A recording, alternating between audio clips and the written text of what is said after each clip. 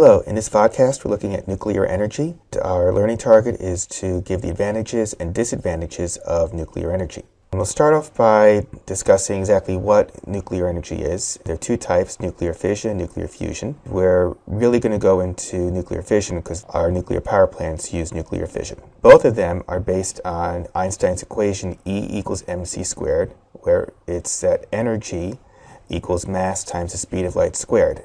Now that's a conversion, which means that you can take a little bit of mass and convert it to energy. Any type of mass that you have, say in kilograms, will equal that times the speed of light squared in joules. So a tiny, tiny bit of mass gives you lots and lots and lots of energy.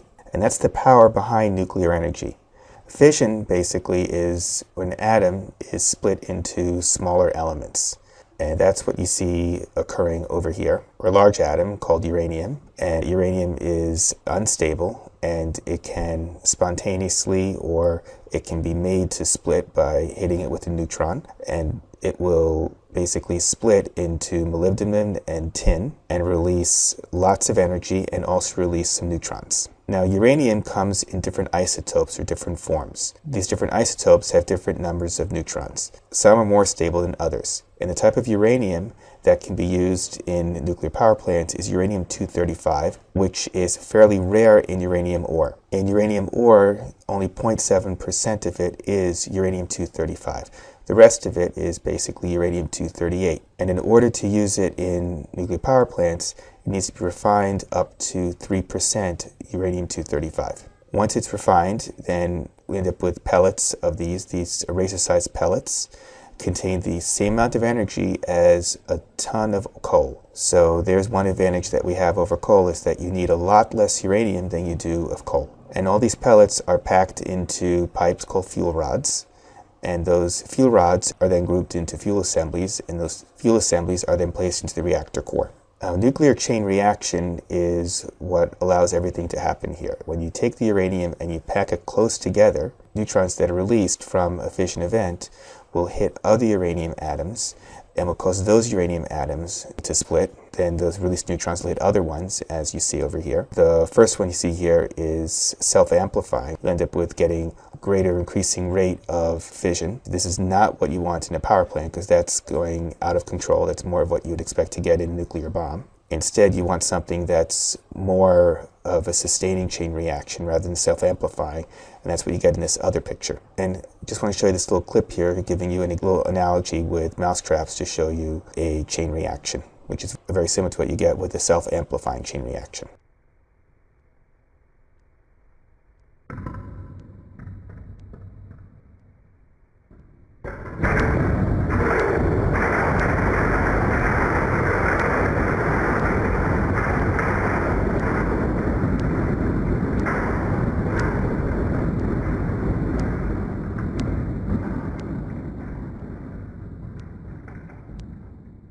Here we have diagrammed a nuclear reactor. The nuclear reactor is designed to sustain a continuous chain reaction. It's also designed to prevent amplification to a nuclear explosion. It consists of an array of fuel rods and control rods. What the fuel rods do is the fuel rods contain the uranium-235, and that's where the fission takes place. What the control rods do, and you see it here in this diagram, is what they do is they absorb the neutrons. By absorbing the neutrons, they prevent the neutrons from hitting the uranium, so they're able to slow down the reaction rate. They're also able to shut down the reaction rate altogether when they shut down the reaction, like, for example, during an earthquake, which can occur for the reactors that are, say, in San Francisco or in Japan. They're also designed to make some material intensely hot. Now, this material usually is water. It also can be, in some cases, liquid sodium. Depends on the reactor. And this thing which is made intensely hot also has the dual purpose of cooling the fuel rods, and that basically prevents the fuel rods from melting. Melting would be very bad, and we'll be going into that later on in the Vodcast. Now here we have Indian power plant, and this is upstate. It's not far north of the Tappan Zee Bridge, and it's right near Bear Mountain. I took this picture when I was hiking up in Harriman Park. This power plant provides 30% of New York City's electricity. Looking at this, you notice one big difference between this and Say the Astoria power plant is, you don't see a great deal of smoke coming out from the power plant because the amount of pollution from nuclear power plants is profoundly less than it is from fossil fuel power plants. By and large, fossil fuel plants pollute when everything goes correctly, and there's very little pollution from nuclear power plants when everything goes correctly. Now here's how nuclear power plants work. They're designed to use steam to drive turbo generators, and that steam is converted to electricity. Now if we look in here, you'll see that here's a nuclear reactor. What that does is it heats up the water, and you see how this water here is contained and isolated from the other water, because this water here, because it has contact with the fuel rods, this water is radioactive. And the secondary water here that gets heated up, that's isolated from the other because it does not get radioactive, but it gets heated up, and it gets heated up into steam. And that steam then goes and it turns this turbine that turns to a generator, which then makes electricity. And then that steam goes through the condenser, and that condenser then condenses the steam into liquid. That liquid water then gets pumped back over into the containment structure, which will then be heated up again into steam. This whole structure here is designed to prevent meltdown, so water that's inside, that's isolated, is not just heating up the water that gets turned into the steam that makes the electricity, but it also keeps the fuel rods from melting and preventing an explosion. And also this containment structure also prevents the radioactive material from escaping into the environment. This containment structure is usually several feet thick, and I know that some of them have been tested by ramming them with jet airplanes. Today, more than 100 nuclear power plants are operating in the United States, supplying 20% of the country's energy needs. San Onofre is what we call a baseload power plant, which means it tries to operate 24 hours a day, 365 days a year at full power output, which in the case of each of these reactors is a little over 1,100 megawatts of power. The San Onofre Nuclear Generating Station in California's San Diego County supplies energy for 2.5 million homes and businesses. Fuel is uranium. Uranium has the natural ability to fission, which means that the nucleus of the atom of uranium can literally tear itself apart. When it does that, it releases a tiny amount of heat, but what it also releases are additional neutrons. Inside a pellet of uranium, there would be billions and billions of atoms. So in very short order, we can get a chain reaction going in the uranium. So when you have a billion atoms releasing a little bit of heat, it becomes a large amount of heat. This heat is released inside the nuclear reactor, which is housed inside a containment dome. The walls are 4.5 feet thick concrete and steel, and in theory would be able to survive any man-made or natural disaster, earthquakes. In this stress test, the wall withstood a direct impact of an F-4 Phantom jet. The reactor and its circulating system are filled with water, which submerges the fuel core. If you were to put a thermometer on the core, the fuel assembly itself, it would be in excess of 600 degrees. As the water circulates by that hot uranium, the water gets hot, it comes out the other side, and it goes into two very large devices called steam generators. The steam drives the mechanical turbine, causes it to rotate at 1,800 revolutions per minute. That in turn turns an electric generator, and electrons are forced through wires, making electricity to do power to run homes and businesses. The row of turbines and the generator together weigh in at 800 tons, or the equivalent of 800 Volkswagen Beetles. But despite this massive scale, it's still a fundamental process. As radioactive water from the reactor flows through the steam generators in a closed system, it heats clean water in a second closed system before it returns to the reactor. The clean steam drives the turbine and is then cooled by ocean water before returning to the steam generator, where it will again be turned into steam. Behind me over here obviously is the Pacific Ocean, and about 3,200 feet offshore we have a 16-foot in diameter pipe that's in the ocean. And when we turn on the pumps, we draw in about 1.6 million gallons of water per minute. The pumps are run by 4,000 horsepower motors. That's the equivalent of 6 NASCAR cars running at full speed. Each pump is capable of draining an Olympic swimming pool in 15 seconds. If for any reason engineers needed to stop the nuclear reaction, they could do so by lowering an array of control rods into the core. The control rods absorb the atom-splitting neutrons that are driving the chain reaction, bringing it to a halt. But the surprising aspect of this plant is that, to a great degree, it runs without stopping. It can run for 2 years without needing new fuel at full output. San Onofre Unit Number 2 has been operating for about 530 days consecutively. If this was a natural gas plant or an oil plant or a coal plant, we'd constantly be needing to bring in trains or pipelines bringing in this fuel product. Outside, transformers step 22,000 volts of electricity up to 220,000 volts, essentially pressurizing it for transmission throughout Southern California. Another kind of power plant is a breeder reactor. A breeder reactor uses plutonium instead of uranium as fuel. And it's called a breeder because it breeds new fuel. It makes more fuel than it consumes because plutonium makes plutonium. After a certain number of years, I think it's like 10 years, there'll be enough fuel for a whole new power plant. This is not used in the United States for safety concerns. Some of these safety concerns are that it uses liquid sodium as a coolant, and liquid sodium is corrosive, and also sodium explodes on contact with water. Plutonium itself can be used for bombs, for nuclear bombs. So there's a security issue with that in terms of afraid of terrorists stealing the nuclear material. And also, if the fuel rods are exposed for just a few seconds, then the reactor will explode. That's a serious issue because there have been a few accidents, which we're going to be going over in the past, just to name 3, if 2 of them we're really going to be going over, where the fuel rods have been exposed. There was the one in Japan after the tsunami, 3 Mile Island, and Chernobyl. And all those 3, the fuel rods were exposed to the air.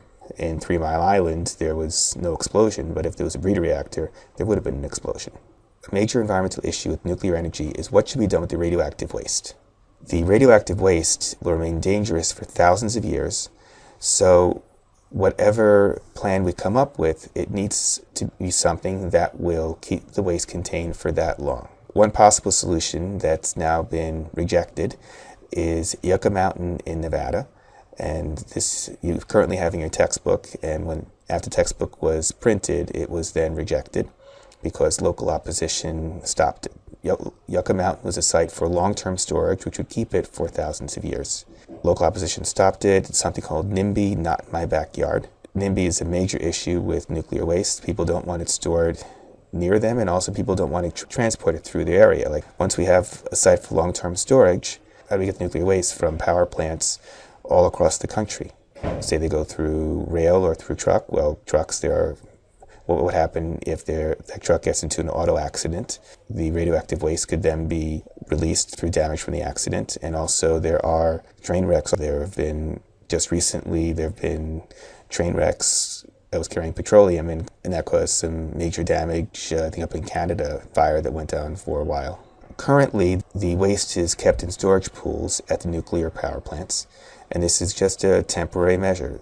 It can't be kept there forever. So here's my question. Do you want to have these nuclear wastes kept in your community? Would you want that nuclear waste transported through your community, especially when there's a risk of there being an accident? Nuclear power plants generally are meant to last for about 30 years or so. Most of the plants in the United States are running up to that time. Cannot just be abandoned. They have to be decommissioned. Because these nuclear power plants, they wear out due to corrosion and radiation damage in their metal parts. Parts of the plants become themselves radioactive.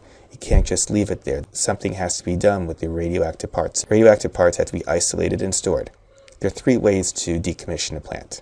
One is to dismantle the plant and store the radioactive waste in a long-term site, which we don't have yet. Second one is to install a physical barrier around the plant and then set up full-time security for decades until the radioactivity has gone down to safer levels, and then go to option 1 and dismantle the plant and then store it in a long-term waste site. The third is to entomb the plant so that it can be contained for several thousand years. So you turn it into a long-term waste site. They did do this for the Chernobyl plant. Chernobyl was back in the 80s. Already the tomb that it's in is decaying, so rather than lasting for several thousand years, it's not even lasting for several decades.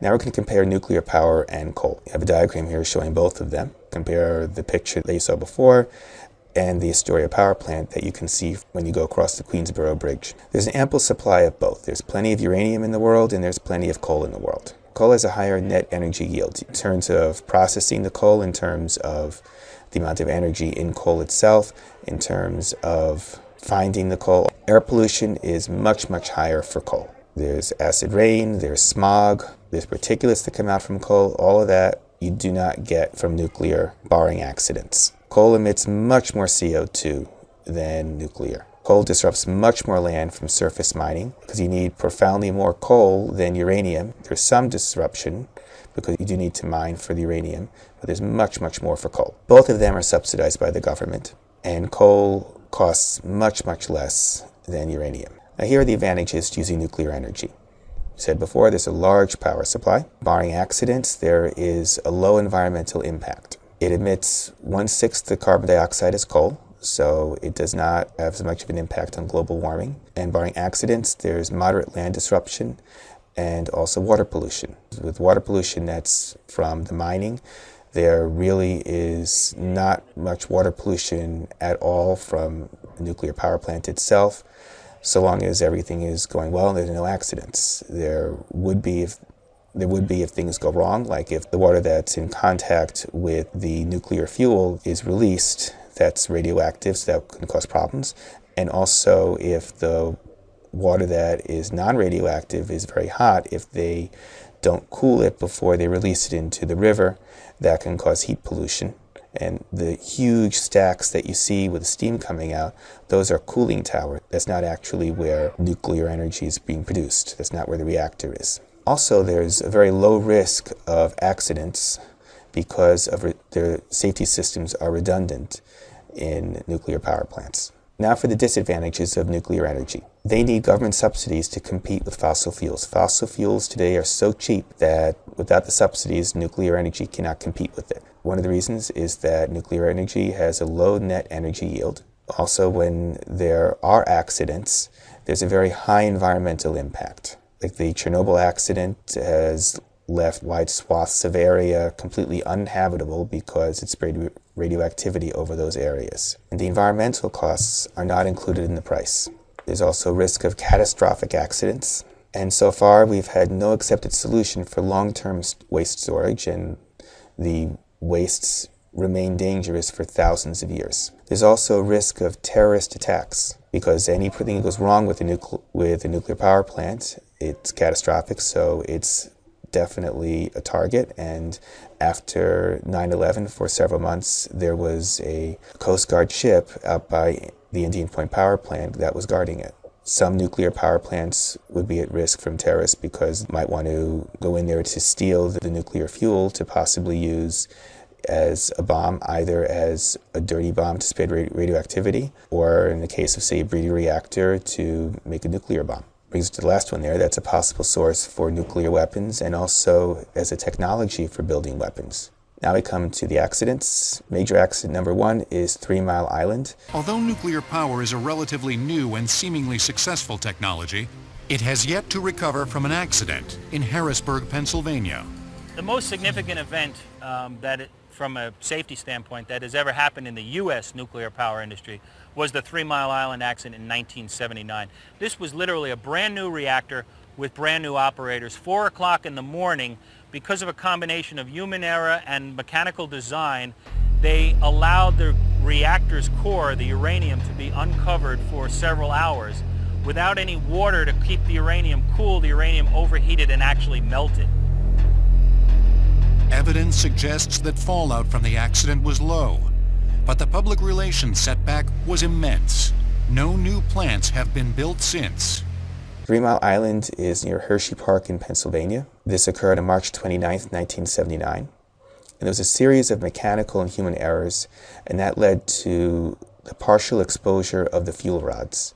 which caused a partial meltdown. Fortunately, there was very little radioactivity that was released. This was the worst nuclear accident in the United States. It did lead to a evacuation of women and children from the area. But that was a precaution, and like I said, fortunately, nobody was harmed by this. But nevertheless, the cleanup cost was $1.2 billion. It had major repercussions on policy in the United States in that no nuclear power plants were built in the United States after this accident.